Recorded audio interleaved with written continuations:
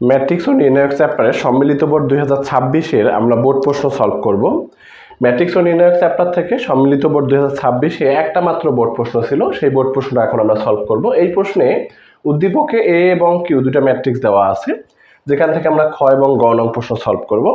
ক নং প্রশ্নে বলা আছে, দেখাও যে এই ম্যাট্রিক্সটি একটি অভেদঘাতী ম্যাট্রিক্স। তো আমরা একটা ম্যাট্রিক্স ধরে নিছি, যে ধরো যে এই ম্যাট্রিক্সটা যেটা দেওয়া আছে এটাকে আমি পি ধরলাম। পি ম্যাট্রিক্স দেওয়া আছে 4 - 1 15 - 4। তোমাকে দেখাতে বলছে যে পি একটি অভেদঘাতী ম্যাট্রিক্স। পি ম্যাট্রিক্সটি অভেদঘাতী হওয়ার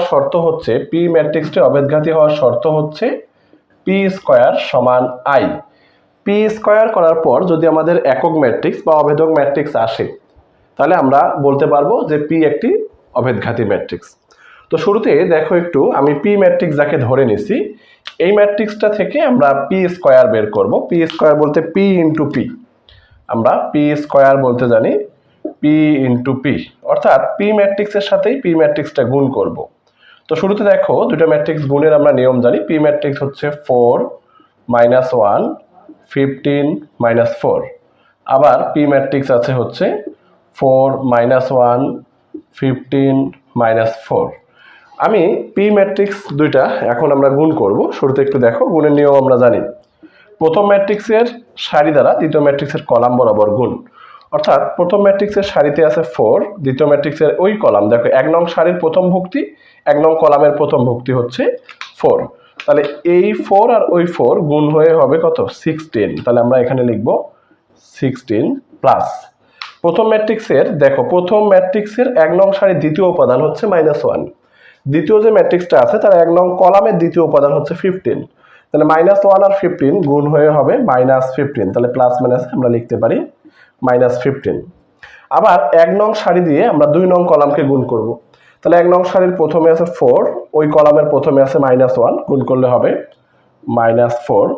দ্বিতীয় উপাদান হচ্ছে -1 আর ওই কলামের দ্বিতীয় উপাদান হচ্ছে -4, মাইনাস মাইনাসে +4। এবার একটু দেখো, আমরা 1 নং সারি দিয়ে দ্বিতীয় যে ম্যাট্রিক্স আছে তার 1 নং কলাম এবং 2 নং কলামকে গুণ করা শেষ করছি। এখন আমরা প্রথম ম্যাট্রিক্সের দ্বিতীয় সারি দিয়ে আমরা 1 নং এবং 2 নং কলামকে গুণ করব একইভাবে। প্রথম ম্যাট্রিক্সের 1 নং কলামের প্রথম ভুক্তি হচ্ছে 15 আর এটা হচ্ছে 4, গুণ করলে হচ্ছে 4 15 60। এবং 2 নং ভুক্তিটা আছে, ওই সারির 2 নং ভুক্তি হচ্ছে -4, ওই কলামের 2 নং ভুক্তি হচ্ছে -15। তাহলে 4 15 আবার হবে 60 -60। তো আমরা এরপর দেখো ওই সারি দিয়ে আমরা এখন 2 নং কলামকে গুণ করব। তাহলে 15 আর -1 এটা গুণ করলে হচ্ছে গিয়ে -15, আর দ্বিতীয় উপাদান হচ্ছে -4 আর এদিকে হচ্ছে দ্বিতীয় উপাদান, ওই কলামের দ্বিতীয় উপাদান হচ্ছে -4। তাহলে -4 - 4 গুণ করলে হয় +16। তো এখন আমরা যদি যোগ করি, তাহলে ক্যালকুলেশন করে ফলাফলটা পাই হচ্ছে 1, এটা করলে হয় 0 0 1। তো আমরা জানি যে যেই ম্যাট্রিক্সের প্রধান কর্ণ বরাবর মানগুলো 1 হয় আর অন্য যে ভুক্তিগুলো আছে বাকি ভুক্তিগুলো 0 হলে সেটাকে আমরা অভেদক বা একক ম্যাট্রিক্স বলে থাকি।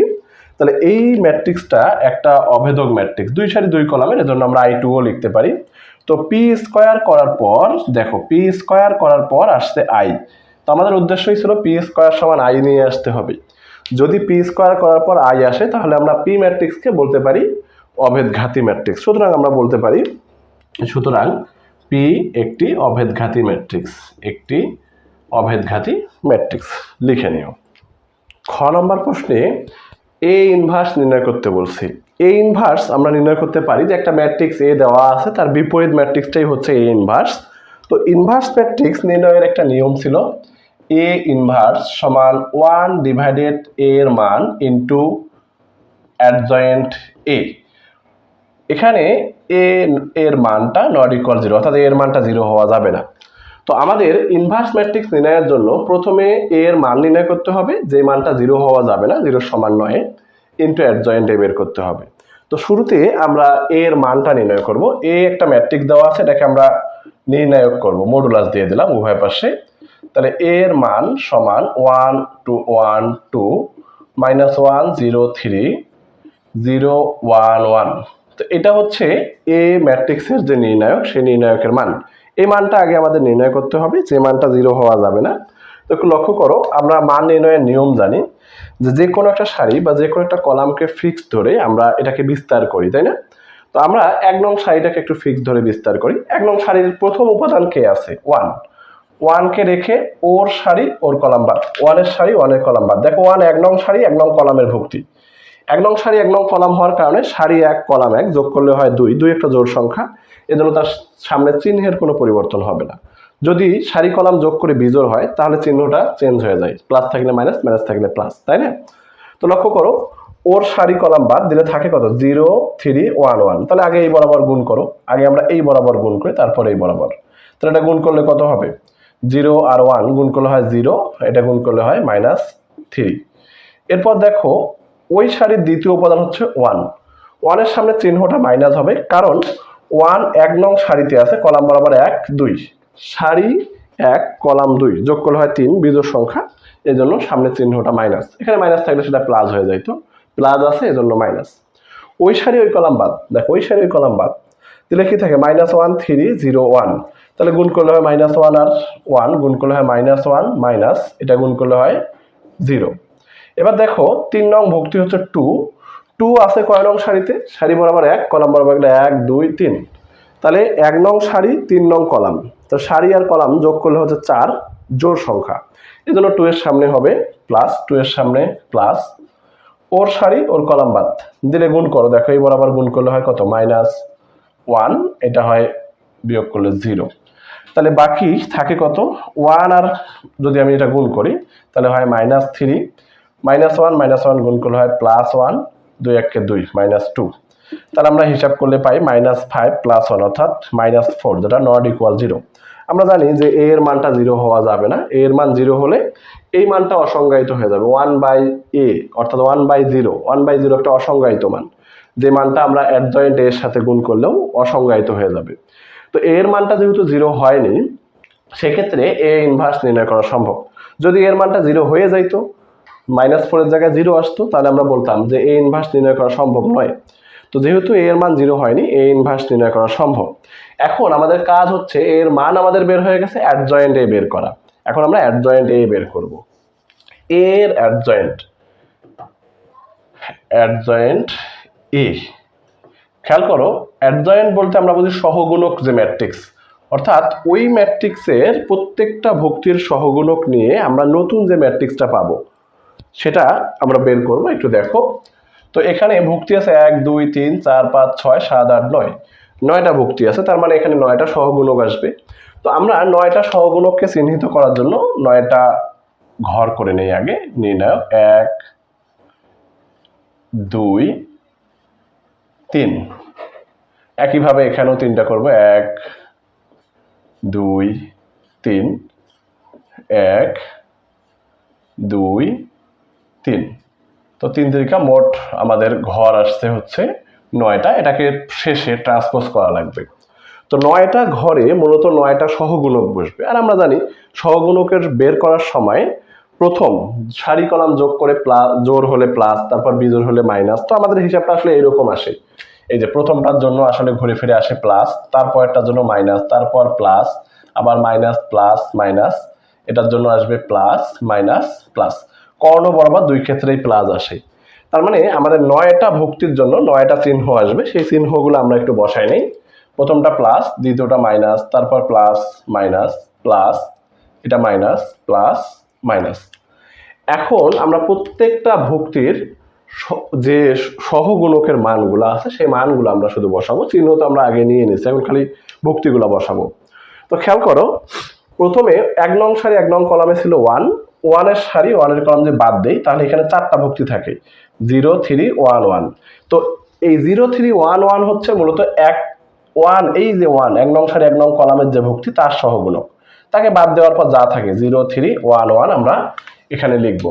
0 3 1 1 আমরা 1 নং সারি 1 নং কলামের সহগুণকটা 1 নং সারি 1 নং কলামে যে ভুক্তিটা পাইছি সেখানে লিখব। এবার দেখো 1 নং সারি, এটা 1 নং সারি 2 নং কলামের ভুক্তি হচ্ছে 1, 1 নং সারি বাদ 2 নং কলাম বাদ দিলে আর কি থাকে? -1 3 0 1। তো এটা লিখবো কোথায়? ওই 1 নং সারি 2 নং কলামের ভুক্তি যেখানে আছে সেখানে লিখবো, এই জায়গাতে লিখবো কত? দেখো ওই সারি কলাম বাদ দিলে -1 3 0 1, তাহলে আমাদের ফলাফলটা আসবে এরকম -1 3 0 1। ঠিক একইভাবে এই জায়গা দেখো, এটা 1 নং সারি, 1 2 3 নং কলাম। তাহলে 1 নং সারি এবং 3 নং কলাম বরাবর গেলে আমরা পাচ্ছি হচ্ছে 2 2 এর সারি 2 এর কলাম বাদ দাও, 2 এর সারি 2 এর কলাম বাদ দিলে থাকে হচ্ছে -1 0 0 1। তাহলে আমরা পাবো -1 0 0 1। ঠিক একইভাবে আমরা এখন এই ভুক্তিটার সহগুণকটা এখানে বসাবো। দেখো ওই সারির কলাম বাদ দাও, হিসাব ওই বারবার এই একই হিসাব আসবে, এটা বাদ। তাহলে থাকে 1 2 1 1। তাহলে আসবে 1 2 1 1। এরপর এই যে 0 যেখানে আছে 2 নং সারি 2 নং কলাম, তার ভুক্তিগুলো বাদ দাও। 2 নং সারি 2 নং কলাম বাদ দিলে থাকে 1 2 0 1 1 2 0 1। এরপর 3 3 সারি 3 কলাম বাদ দাও, তাহলে থাকবে 1 1 0 1 1 1 0 1। এরপর 0 ওর সারি ওর কলাম বাদ, 1 2 0 3 1 2 0 3। তারপর 1 দেখো 1 এর ভুক্তি কিন্তু এটা 1 1 এর সারি 1 এর কলাম বাদ দিলে থাকে 1 2 -1 3 1 2 -1 3। এবার দেখো এই ঘরে কি বসবে, ওই সারি ওই কলাম বাদ 1 1 -1 0 1 1 -1 0। এখন আমরা মান নির্ণয় করব, দেন ট্রান্সপোজ করব। তো একটু লক্ষ্য করো, আমরা সরাসরি মানটা নির্ণয় করব। মান নির্ণয়ের নিয়ম তোমরা জানো, একটু আগে যেভাবে মান নির্ণয় করছি। প্রথমে এই বরাবর গুণ, 0 আর 1 গুণ করলে হয় 0। আর দেখো আমি একবারে লিখবো, তো এই 0 আর 1 গুণ করলে হয় 0, আর এদিকে গুণ করলে হয় -3। তাহলে 0 থেকে -3 বিয়োগ করলে আমরা সরাসরি লিখতে পারি এটার মান হবে -3। ঠিক একইভাবে তোমরা এটা হিসাব করে নিতে পারবা।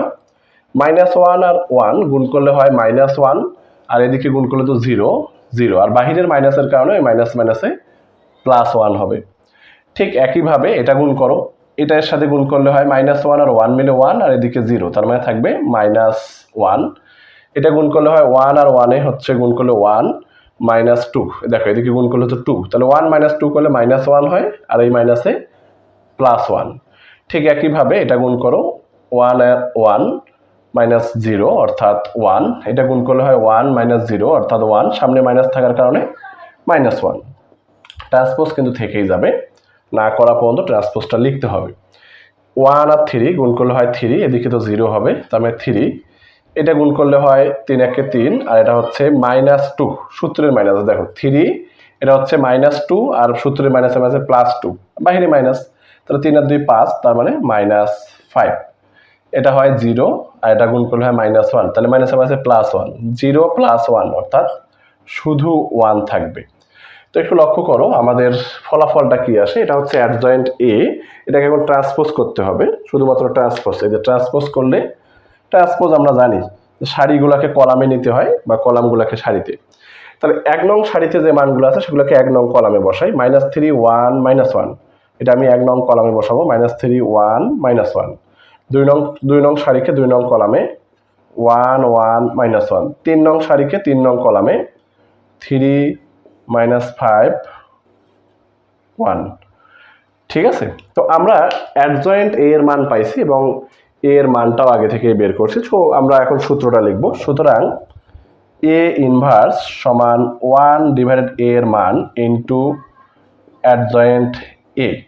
তাহলে 1/a এর মান আমরা পাইছি হচ্ছে -3, এর মানের জায়গায় এর মান লিখব, আর অ্যাডজয়েন্ট ম্যাট্রিক্সের জায়গায় অ্যাডজয়েন্ট এ ম্যাট্রিক্সটা লিখব। অ্যাডজয়েন্ট এ করে আমরা পাইছি হচ্ছে -3 1 3 1 1 -5 -1 -1 1। তো এটাই হচ্ছে আমাদের নির্ণেয় এ ইনভার্সের মান। গ নং প্রশ্নে দেওয়া আছে মডুলাস কিউ সমান 0 হলে দেখাও যে LMN + 1 সমান 0, এটা প্রমাণ করতে বলছে। তো কিউ একটা ম্যাট্রিক্স দেওয়া আছে উদ্দীপকে, যেখানে আমরা মডুলাস কিউ সমান 0 অর্থাৎ কিউ এর নির্ণায়কের মান 0, আমরা একদম সরাসরি কিউ এর নির্ণায়কের মানটা লিখে ফেলি।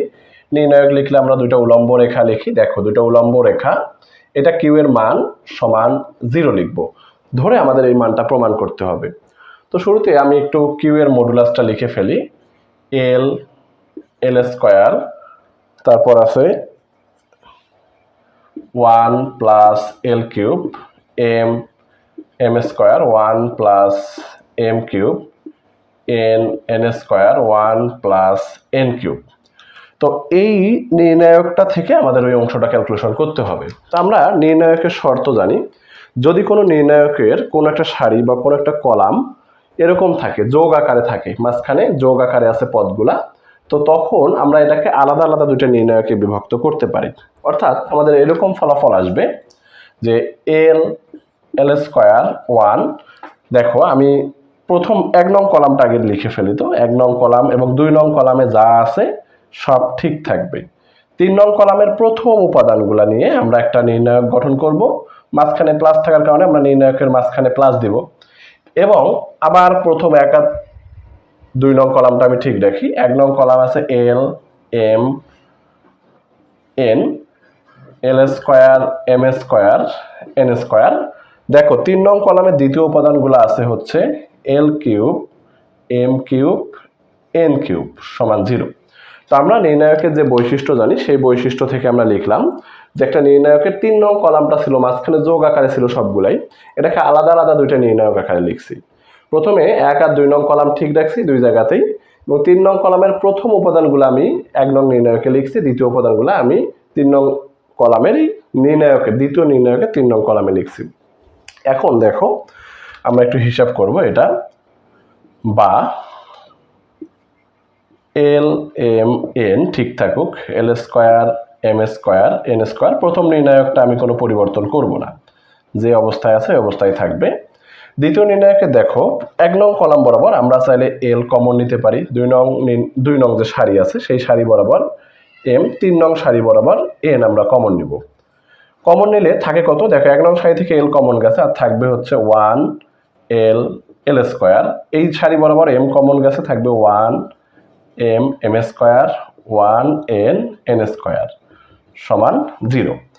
তো আমাদের এই ম্যাথটা একটু খেয়াল করো, এই মানগুলো আর এই মানগুলো কিন্তু দেখতে প্রায় সেম, খালি একটু ওলট পালট আকারে আছে কলামে। তো লক্ষ্য করো এখানে এই কলামে দেখো 1 1 1 আছে, আমি এই 1 1 1টাকে 1 নং কলামে আনতে চাই। তার মানে এই যে 1 নং কলামটাকে 3 নংয়ের জায়গায়, 3 নংকে 1 নংয়ের জায়গায় নিয়ে যেতে চাই। তো আমরা জানি কোনো নির্ণায়কের যদি আমরা কোনো কলাম বা কোনো সারি দুইটা স্থান বিনিময় করাই তাহলে নির্ণায়কের মান ঠিক থাকে, খালি চিহ্নের পরিবর্তন হয়। তো একটু লক্ষ্য করো, প্রথমে আমরা এই কাজটা একটু করে দেখাই। দেখো আমি এই 3 নং কলামটাকে 1 নংয়ে নিয়ে আসলাম 1 1 1, এবং 1 নং কলামটাকে আমি 3 নংয়ে নিয়ে গেলাম। 2 নং কলাম আমি কোনো পরিবর্তন করি নাই, 2 নং কলামে আমি কোনো পরিবর্তন করি নাই। তো 1 নং কলামে যখন আমি 3 নংয়ে এবং 3 নং কলামকে 1 নংয়ে নিয়ে গেছি, কলাম দুইটা স্থান বিনিময় করাইছি, তাহলে আমরা জানি মানের ঠিক থাকবে কিন্তু চিহ্নটা নেগেটিভ হয়ে যাবে। একটু লক্ষ্য করো চিহ্ন নেগেটিভ, কিন্তু তারপরেও তুমি লক্ষ্য করো এই মানটা আর এই মানটা সেম হয়নি। 1 নং কলামটা শুধু মিলে গেছে, 2 নং আর 3 নংটা কিন্তু এই রকম হয়নি। তো এর জন্য আমরা 2 নংটাকে আবার 3 নংয়ে, 3 নংটাকে আবার 2 নংয়ে নিয়ে যাব। তার মানে দেখো আবার আমরা 2 নং কলামটাকে 3 নম্বরে নিয়ে আসবো। 2 নং কলামে আছে এল এম এন, এটাকে আমরা 3 নংয়ে নিয়ে যাব। আর দেখো 3 নংয়ে আছে এল এম এন, এটাকে আমরা 2 নংয়ে নিয়ে আসবো। আর 2 নং কলামে আছে L square M square N square ছিল, এটাকে আমরা 3 নংয়ে নিয়ে গেলাম। তো আবারও আমরা দুইটা কলাম কিন্তু স্থান বিনিময় করলাম, তাহলে এইটার চিহ্নটা মাইনাস থেকে আবার কি হয়ে যাবে, প্লাস। তার মানে কোনো নির্ণায়কের দুইটা কলাম স্থান বিনিময় করলে মাইনাস হয়, চিহ্ন মাইনাস। সেক্ষেত্রে আমাদের ওই কাজটা আমরা করছিলাম 1 আর 3 নংয়ের ক্ষেত্রে মাইনাস আসছিল। এরপর আমাদের যেহেতু এই নির্ণায়কটার মতো এটা দেখতে হয়নি, 2 নংকে 3 নং এবং 3 নংকে 2 নংয়ে নিয়ে গেলে আমাদের এই নির্ণায়কটা আসে। সেক্ষেত্রে আমরা আবারও কিন্তু এটা পরিবর্তন করছি, এজন্য ওই মাইনাস আর মাইনাসে প্লাস হয়ে গেছে, অর্থাৎ দুইবার পরিবর্তন হয়েছে এখানে। তারপর দেখো এল এম এন থাকুক 1 1 1 L M N L square M square N square সমান 0। তো তোমরা একটু লক্ষ্য করো যে আমাদের এই নির্ণায়ক আর এই নির্ণায়ক এখন দেখতে একই রকম। তো আমরা দুইটার মধ্যে একটাকে একটু কমন নিয়ে নিই, দুইটার মধ্যে আমি যদি একটা মানকে একটু কমন নিয়ে নিই, কমন আকারে নিলে থাকবে কত 1 1 1 L M N L square M square N square.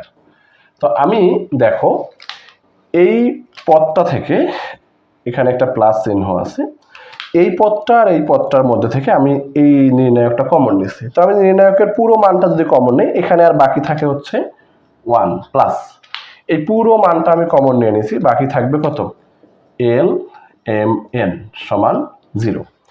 দেখো তো আমি এই অংশটা থেকে একটা নির্ণায়ক যে মানটা ছিল এখানেও একই মান আছে, আমি কমন নিয়েছি, তাহলে বাকি থাকবে হচ্ছে এখানে 1, আর এখান থেকে কমন নেওয়ার ফলে বাকি থাকবে এলিমেন্ট। তো আমরা এখন দুটো উৎপাদক দেখতে পাচ্ছি, এখানে একটা নির্ণায়ক আর একটা উৎমান, পুরোটা মিলে দুইটা উৎপাদক আছে এখানে গুণ আকারে। তো খেয়াল করো, উৎপাদকের গুণফল যদি 0 হয় তাহলে আমরা লিখতে পারি হয় হয় প্রথমে নির্ণায়কটাকে 0 ধরি, 1l l square 1m m square 1n n square, হয় এই নির্ণায়কের মানটা 0, অথবা আমরা এখানে একটু লিখি অথবা বাকি যে মানটা আছে 1 প্লাস এলিমেন্ট সমান 0। তো আমাদের এটাই প্রমাণ করতে বলছে, মূলত একটু সাজায় লিখি এল এম এন প্লাস 1 সমান 0, এটা প্রমাণ করতে বলছে। কিন্তু এই মানটা আমাদের গ্রহণযোগ্য মান নয়। কেন গ্রহণযোগ্য নয়? এখানে আরেকটু শর্ত দেওয়া ছিল বইতে, যে এল এম এন অসমান। তো আমরা জানি যে কোনো নির্ণায়কের মান তখনই 0 হয় যখন ওই নির্ণায়কের কোনো সারি বা কোনো কলামের সবগুলা ভুক্তি শূন্য হয়। তো এই নির্ণায়কটাতে দেখো তো, কোনো সারির সবগুলা ভুক্তি বা কোনো কলামের সবগুলা ভুক্তিতে কি 0 আছে? নাই। এটা একটা বৈশিষ্ট্য। তার মানে ওই ওই শর্ত দিয়ে এইটা 0 হতে পারে না। আরো একটা 0 হওয়ার শর্ত আছে, যদি কোনো নির্ণায়কের দুটো সারি ও দুটো কলাম দেখতে একই রকম হয় তাহলে মান 0 হয়। তো এখানে দুটো সারি বা দুটো কলাম দেখতে একই রকম নাই, তাহলে এই নির্ণায়কের মান 0 হওয়া সম্ভব নয়। যদি এই এল এম এন এর মানটা সমান হইতো তাহলে কিন্তু 0 হইতো। তোমরা একটু দেখো, আমি যদি এখানে বসাই 1 1 1 থাকুক, এল এর জায়গায় এল, এম এর জায়গায়ও এল, এন এর জায়গায়ও এল বসাই, এটাও এল স্কয়ার এল স্কয়ার এল স্কয়ার, অর্থাৎ এল এম এন এনটাকে আমি সমান বলছি।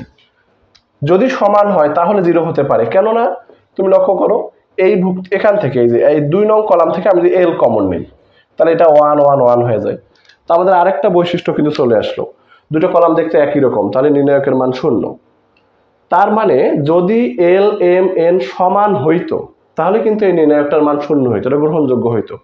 কিন্তু যেহেতু প্রশ্নে উল্লেখ করাই আছে যে এল এম এন এর মান অসমান, তার মানে এই মানটা 0, এটা গ্রহণযোগ্য নয়। অর্থাৎ আমরা সরাসরি উল্লেখ করতে পারি যে এই মানটা গ্রহণযোগ্য নয়। অর্থাৎ আমাদের কাঙ্ক্ষিত যে অ্যান্সার সেটা হচ্ছে এল এম এন প্লাস 1 সমান 0।